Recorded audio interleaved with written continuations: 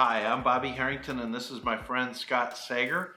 And we're coming to you because we were really pleased to write the book, Disciple Making, What is the Core Mission of the Church? Scott?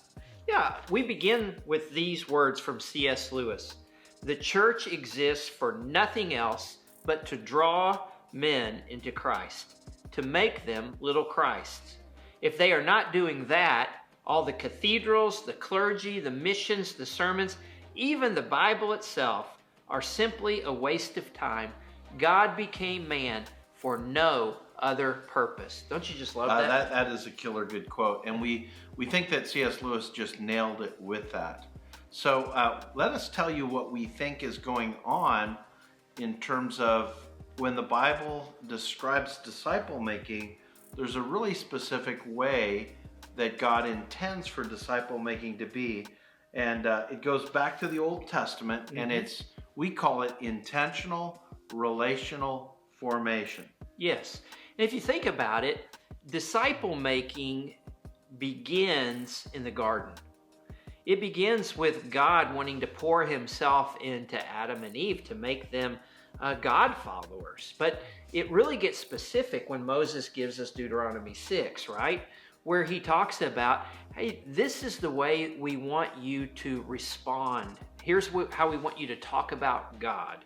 And so he gives them the Shema. Yeah. Hear, O Israel, the Lord our God is one. Love God, right? Yeah, Deuteronomy chapter 6.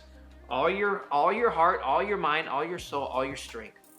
But then he says, you got to be intentional about this. Talking to parents, you need to talk about God as you're walking along the road, as you're lying down, as you're getting up. Bind as frontlets the word of God upon your body. Put it on the door frames of your home, right? Yeah. To be intentional is to impress the God life that you have into your children. I like that idea. You're impressing something that you have into them.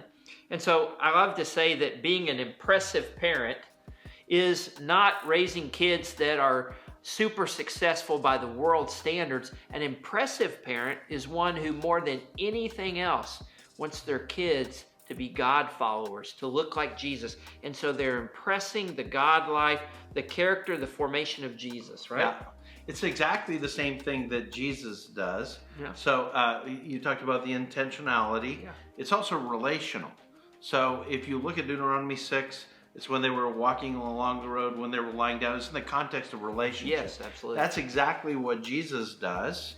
And in fact, it's almost like Jesus is living out Deuteronomy 6 in the relationship. So they'd go to the synagogue, they'd be at a meal, they'd be walking along the road.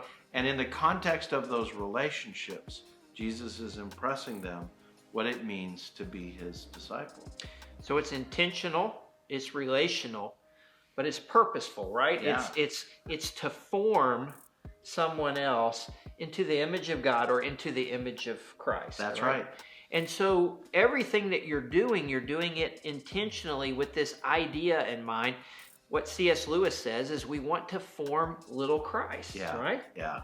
And so everything that we're doing is we're striving to see what that has to look like. Yeah. It's literally helping people to come to Christ, as we're going to see.